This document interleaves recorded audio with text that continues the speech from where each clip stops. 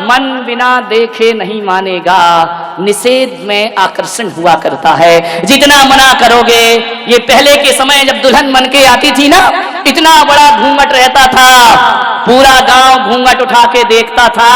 Free में नहीं, note दिए जाते थे, लिफाफे दिए जाते थे। और जिस दिन से घूंघट हटा है ना, कोई इन्हें देखने को तैयार नहीं हुआ करता है। ध्यान, घूंघट में आकर्षण था, बड़ा अट्रैक्शन था, पूरा गांव देखता था। अब काय का घूंघट, काय का घूंघट, विचार करिए। अब तो ससुर जी को शर्म लगे तो वही रुमाल डाल दे। ध्यान रखना, घूंघट खत्म हो गया। इसलिए तो झगड़े ज्यादा हो गए। पहले दिन दिन भर पत्नी का मुंह देखने नहीं मिलता था, इसलिए शाम को बड़ा प्यार आता था। अब तो दिन भर ही शकल देख देख के हैरान हो गए। मान्यवर, इसलिए तलाक की तैयारियां जल्दी हो जाती है, शादी हो नहीं पाती है, सगाई होती है, मोबाइल का बिल बढ़ने लगता है। इन छोरों का देखो तो 1-1, 2-2 बजे रात तक लगे रहते हैं। अरे सारा प्यार मोबाइल में ही कर लोगे तो शादी के बाद क्या तलाक के पेपर लेके बैठोगे? विचार करिए। निषेध में आकर्षण, ध्यान रखना, निषेध रखिए। प्रेम को बढ़ाना है तो विरह बहुत जरूरी है, और मन को समझाना है तो मन की कहीं पर मत चलो। मन बस में होता है संयम की चाबुक से, ध्यान रखिए। महावीर ने कहा है, मन को बस में करने के लिए संतुष्टि का भाव होना बहुत जरूरी है। मंदिर जाओ और शिकायत से भरे, दादाजी के प्रति शिकायत से भरे, माँ बाप के प्रति शिकायत से भरे, बहू सास के प्रति शिकायत से भरी है। एक बात बताओ, शिकायत वाला मन कब शांति का अनुभव करता है? अरे अहो भाग्य से भो, मंदिर जाओ और कहना, भगवान मेरी औकात से ज्यादा तूने प्रदान किया है, मैं तुझे धन्यवाद देने के लिए आया हूं। आप संत चरण में जाओ, शिकायत से मत भरिए। ऐसा सोचिए कि मेरे जीवन का पुण्य उदय है, जो संतों का आशीर्वाद मुझे प्राप्त। अहोभाव से भरिए, धन्यवाद से भरिए। जितना अहोभाव आएगा उतनी मन में शांति आएगी, और जितनी अभावों पर दृष्टि रहेगी, जितनी शिकायतों पर दृष्टि रहेगी, मन अशांत होता चला जाएगा। सौभाग्य मानिए, जो भी मिला है किस्मत मानो अपनी।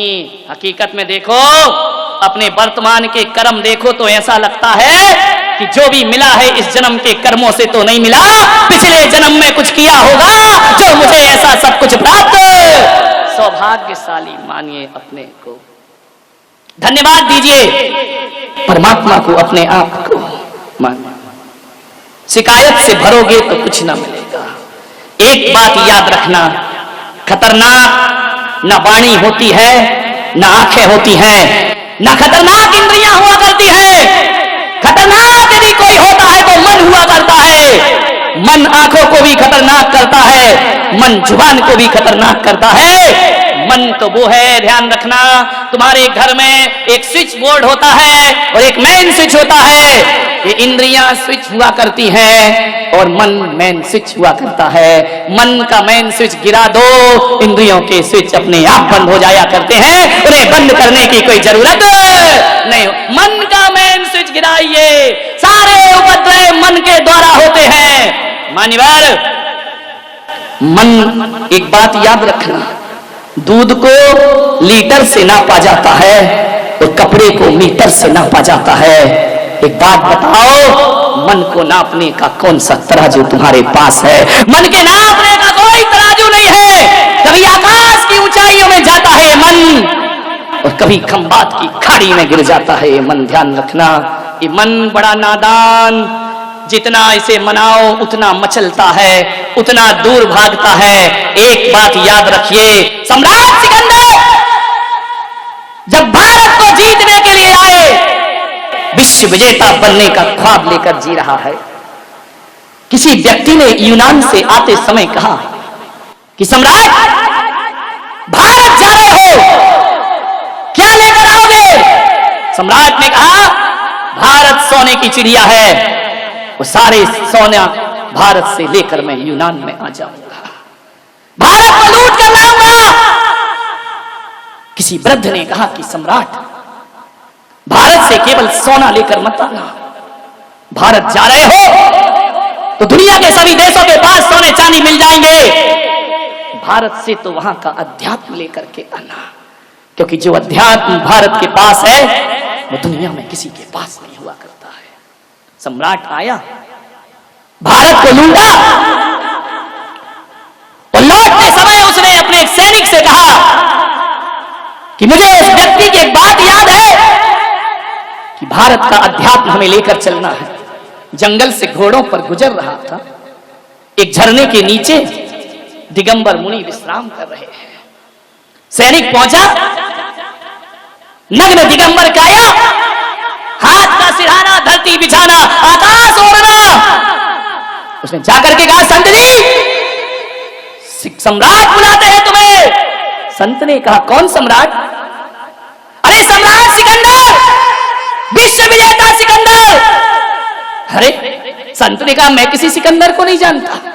बोले, अरे सारी दुनिया उसे जानती है और तुम नहीं जानते हो। बोले, मैं नहीं जानता किसी सिकंदर को। अरे बोले, वो सम्राटों का सम्राट है। अरे बोले, होगा, मेरे किस काम का? अरे बोले, तुम्हें अपनी जिंदगी से प्रेम नहीं है, किस जिंदगी की बात करते हो? हम जिंदगी से प्यार नहीं, हम आत्मा और परमात्मा से प्यार करने वाले लोग हैं, और यदि आत्मा और परमात्मा के लिए ये जिंदगी छोड़ना पड़े तो भारत का संत उसके लिए तैयार हुआ करता है। एक बात याद रखना, जाओ सम्राट से कहना, हम लोग शरीर छोड़ सकते हैं मगर सिद्धांत नहीं छोड़ सकते हैं, हम उस देश के रहने वाले लोग हैं। बोले, सम्राट आपको बुलाते हैं। संत ने कहा, बड़े बड़े सम्राट हमारे चरणों में आते हैं, हमें कोई सम्राट बुलाए इतनी ताकत किसी में। बोले, तलवार से सर अलग कर दिया जाएगा। बोले, इसकी परवाह कब है मुझे? जाओ तुम्हारे सम्राट को बोलना, भारत का संत तुम्हें आदेश करता है, उसे जरूरत है तो वो मेरे पास आए। हमारी भारत की परंपरा है कि प्यासा कुएं के पास जाता है, कुआं कभी प्यासे के पास नहीं जाया करता है। सम्राट सिकंदर के कान में शब्द पड़े, घोड़े पर बैठकर आए, रकाब पर पैर रखा हुआ है। सम्राट ने उस संत को देखा, कल्याण मुनि उस संत का नाम था। सम्राट ने कहा, है भारत के संत, मुझे देख, पूरी दुनिया जीती है मैंने।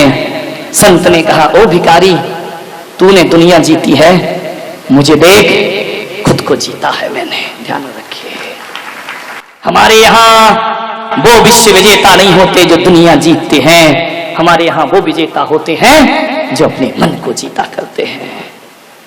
बोले, चलो हमारे साथ।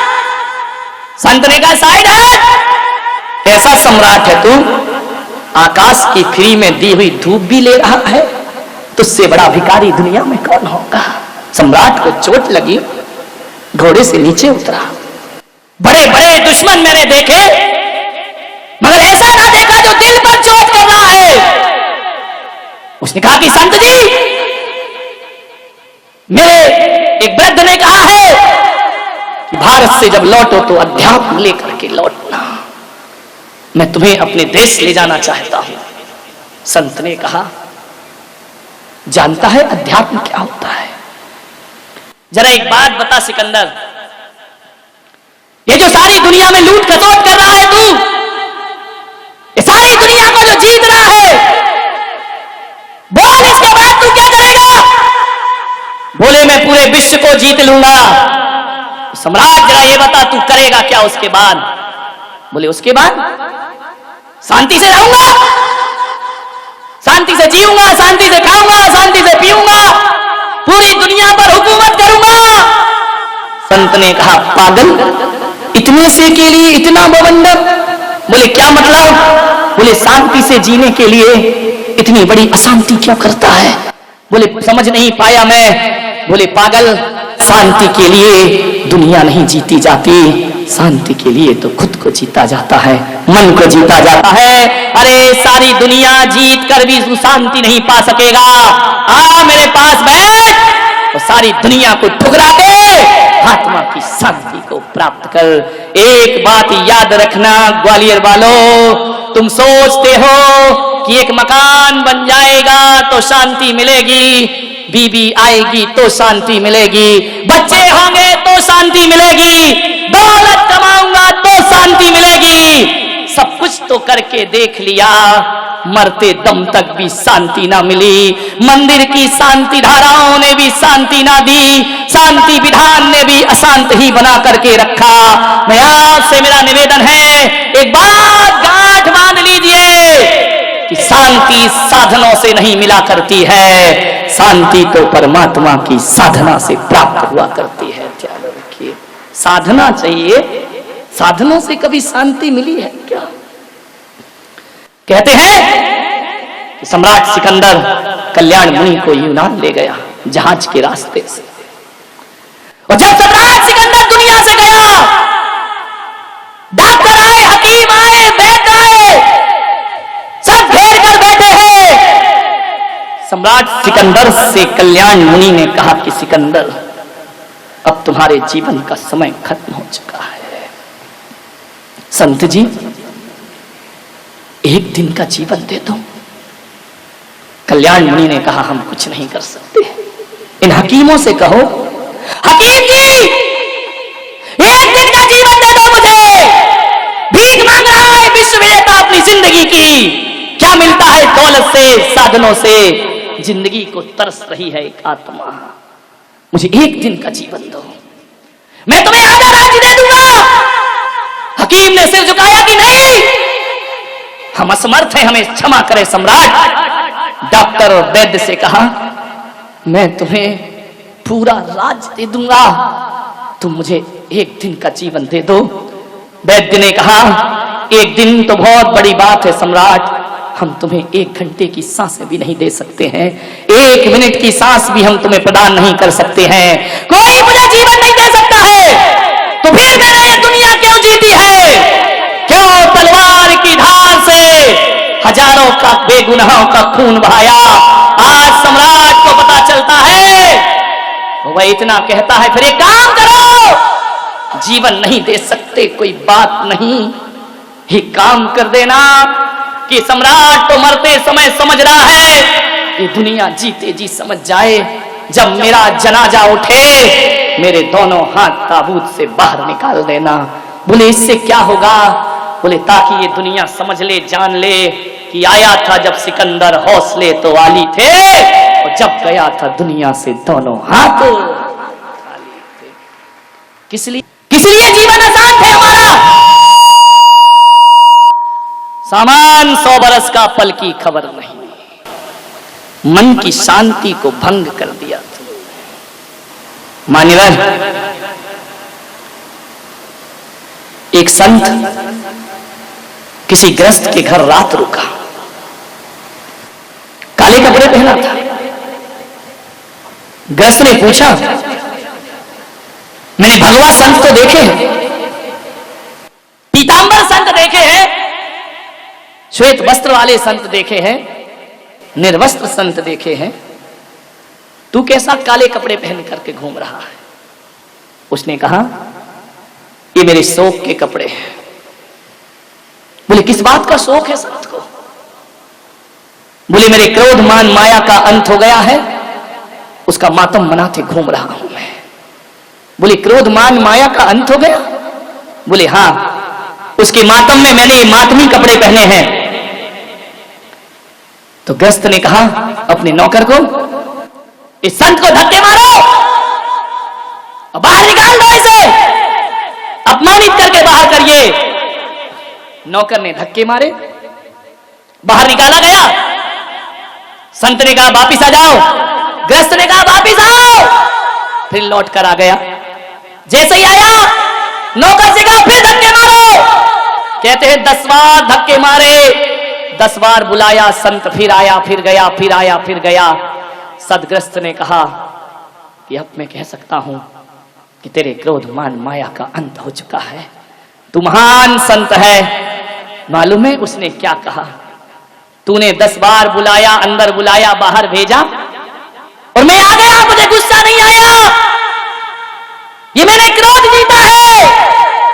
और तू कह रहा है महान संत है, तो मैं कोई महान संत नहीं हूं। अरे एक कुत्ते को भी 10 बार मारो और रोटी दिखाओ तो फिर जाता है, फिर लौट करके आ जाता है, फिर जाता है, फिर लौट करके आ जाता है। अरे मैं बार बार आ गया तो कोई बड़ा काम नहीं किया, ये काम तो एक कुत्ता भी अपने जीवन में कर लिया करता है। इसमें कौन सा बड़ा काम कर दिया, इसमें कौन सा महान जीवन हो गया मेरा। मान्यवर, कुत्ते को दुत्कारो तो भागता है और कुत्ते को पुचकारो तो पास में आ जा। ऐसा ही मेरा जीवन है। तुमने धक्के मारे तो मैं चला गया और तुमने प्यार से बुलाया तो मैं लौट करके वापिस। ये होती है जीवन की शांति। मान्यवर, संत तुकाराम की पत्नी बड़ी झगड़ालू, इतनी झगड़ालू कि जब वो खाने को बैठे तो थाली फेंक दे उनके ऊपर। तुकाराम कुछ नहीं, चुपचाप शांति से भोजन करते जाएं करते जाएं। एक दिन इतनी गुस्से में आई कि ठंडी के दिनों में उस पत्नी ने मटके का ठंडा पानी तुकाराम की सिर से डाल दिया। तुकाराम ने कहा, अभी तक तो मैं समझता था कि मेरी पत्नी ज्वालाबाई है, आज पता चला कि ये शांतिबाई भी बना करती है। ध्यान रखिए मान्यवर, बहुत कठिन काम है, प्रयास करें। एक व्यक्ति मेरे पास आया, बोले महाराज मैं संन्यास लेना चाहता हूं। तो मैंने कहा देर किस बात की है, अब तू सोच क्या रहा है, इतने अच्छे भाव बने हैं, चल साथ में। बोले महाराज जब तक प्रवचन सुनो लगता है सब छोड़ो। तो मैंने कहा बस उसी दिन छोड़ दे। बोले मन तो बहुत है कि मैं संन्यास ले लूं। तो मैंने कहा ले क्यों नहीं रहा है, मन को देखो कितना चंचल है। बोले महाराज आज जब मैं घर से आ रहा था, पत्नी ने 3 बार हाथ पकड़ा, तुम संन्यास मत ले लेना, मैं मना कर रही हूं तुमको, महाराज के पास खूब जाओ लेकिन महाराज के साथ मत जाओ, ध्यान रखना। बोले महाराज मेरी इच्छा बहुत है, पत्नी राजी नहीं है, वो रोकती है। और एक दिन आपने अपने प्रवचन में कहा था कि किसी का दिल दुखाना पाप है, तो किसी से बड़ी तो मेरी पत्नी है, ये सोच करके मैं नहीं ले पा रहा हूं कि मैं उसका दिल कैसे दुखाऊं, क्योंकि आपने कहा दिल दुखाना हिंसा है, दिल दुखाना पाप है, मैं ऐसा पाप कैसे कमा सकता हूं, लेकिन मन बहुत है। वाह रे बेईमान आदमी। मैंने कहा सन्यास तो रख तू एक तरफ, सन्यास की बातें तो अपन बाद में करेंगे, जरा एक बात बता, तेरी पत्नी और कौन कौन सी बातों से राजी नहीं होती है, सन्यास से तो राजी नहीं है, चल मैं मानता हूं, और कौन सी बातें हैं जिनसे तेरी पत्नी खिलाफ है। बोले ऐसी तो कई बातें हैं। मैंने कहा फिर भी। बोले वो कहती है सिगरेट मत पियो, वो कहती है फिल्म देखने मत जाओ, वो कहती है दिन भर किताबें मत पढ़ो, वो कहती है यार दोस्तों के साथ ज्यादा देर रात तक वापस ना लौटो। तो मैंने कहा बोल तेरी सिगरेट छूट गई। बोले नहीं छूटती नहीं, बहुत कोशिश करता हूं। तो मैंने कहा पागल तू उसका दिल दुखा रहा है, हिंसा का क्या होगा, बोल पाप लगेगा या नहीं लगेगा। संन्यास लेने में उसका दिल दुखेगा, सिगरेट पीकर दिल दुखाए जा रहा, सिगरेट फूंके जा रहा है। अरे उस समय तो सोच हिंसा लग रही है, पाप हो रहा है। बोल झूठ बोलने को पत्नी मना करती है। मैंने कहा झूठ बोलना छोड़ दिया। बोले नहीं छोड़ा। तो मैंने कहा पागल पत्नी तो कई चीजों को मना करती है, लेकिन तेरी समझ में एक सन्यासी आया कि उसने मना किया और मैं ले लूंगा तो दिल दुखेगा। अरे सिगरेट में भी दिल दुखता है, तू जो आवारा गर्दी करता है। बेचारे मन की चालाकियां तो देखो, कैसे सन्मार्ग से बचाता है अपने आप को। मैंने कहा केवल सन्यास का दुख नहीं देना चाहता तू, बाकी सारे दुख उसके हवाले तूने कर रखे हैं। अरे सोच तो विचार तो कर, मन बड़ा चंचल है, सन्मार्ग से पीछे जाता है, सन्मार्ग से घसीटता है हमें, कितने तर्क निकाल लेता है मन। विचार करिए महाराज, मुझे आपसे बात कहना तो नहीं चाहिए, फिर भी कह रहा हूं, बुरा मत मानना। बात तेरे के मानूंगा तो मानूंगा, तू बोल दे जो बोल रहा है।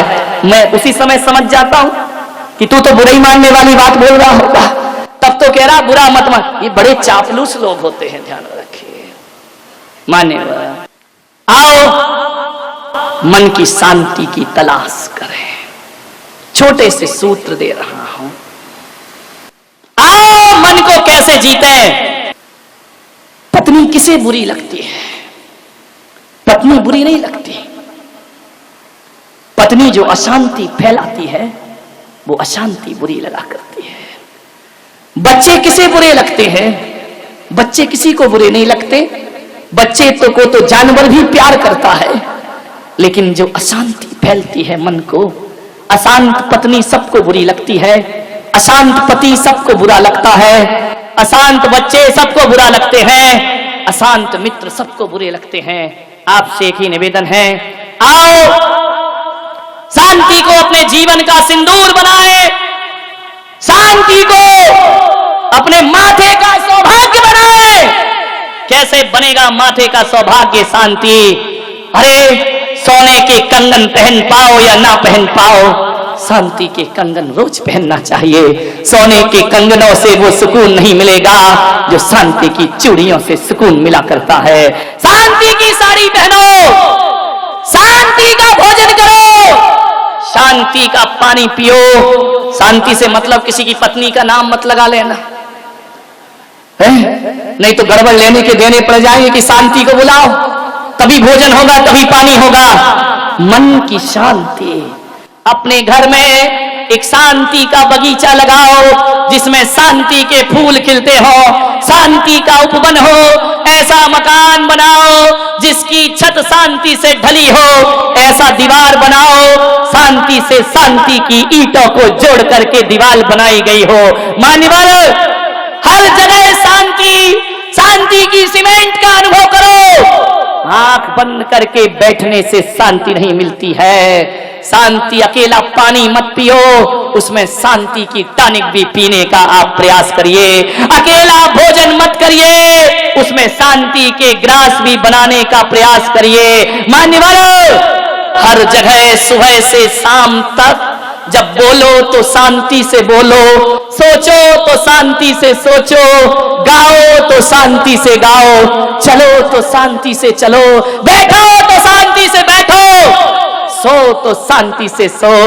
पलकें बंद करो, इतनी जबरदस्त बंद मत करिए, ऐसे बंद करो जैसे खिड़की के पर्दे गिराए जाते हों। वह नींद तुम्हारी थकान उतार देगी। ये होश पूर्वक सोना है, वो जहां खर्राटे आने लगे तो बेहोश पूर्वक सोना है। ध्यान रखिए, बेहोशी की नींद से थकान नहीं उतरती, प्रज्ञा नींद में सोइए। ध्यान रखिए, योग निद्रा जिसे कहा जाता है। पलकें बंद करो और ऐसा लगे कि शांति के वन में मेरा प्रवेश हो चुका है। सांसें ऐसे लो, बड़ी शांति के साथ सांसों को लेने का प्रयास करिए। सुबह से शाम तक, उठते बैठते तक शांति के लिए कोई शांति मंत्र जपने की जरूरत नहीं। चप्पल भी पहनो तो शांति से पहनना, कपड़े भी पहनो तो शांति से पहनना, ग्राहक से बात करो तो बड़ी शांति से बात करो। जो व्यक्ति सुबह से शाम ये शांति की साधना कर लेता है, मैं कहता हूं वो घर में बैठकर ही शांति नाथ हो जाया करता है। वह तीर्थंकर जैसी शांति का अनुभव। शांति तो रखो थोड़ा सा, मरने के बाद शांत हुए तो क्या खाक शांत हुए। जीते जी शांत होते हैं वो संत हो जाते हैं, मरने के बाद जो शांत होते हैं वो मजबूरी हुआ करती है। ध्यान रखना है, वो तो मजबूरी है, वरना मुर्दा भी शांत नहीं बैठे। ध्यान रखना, ये शांति की साधना, कोई त्याग नहीं करना है, कोई तपस्या नहीं करना है, कोई माला नहीं फेरना आपको, कोई वैराग्य नहीं लेना आपको। 24 घंटे शांति का अनुभव करिए। मान्यवर, समय की कीमत समझिए, बहुत शांति मिलेगी। शांति पाना है, घर को स्वच्छ रखो। जितना घर गंदा होगा, जितने घर में गंदगी होगी, कचरा फैला रहेगा, मन अशांत रहेगा। इसे महावीर ने कहा क्षेत्र की शांति। समय से 5 मिनट पहले करोगे, ये है समय की शांति। ध्यान रखिए, हर काम बड़ी शांति से करोगे, ये है मन की शांति। ध्यान रखना है।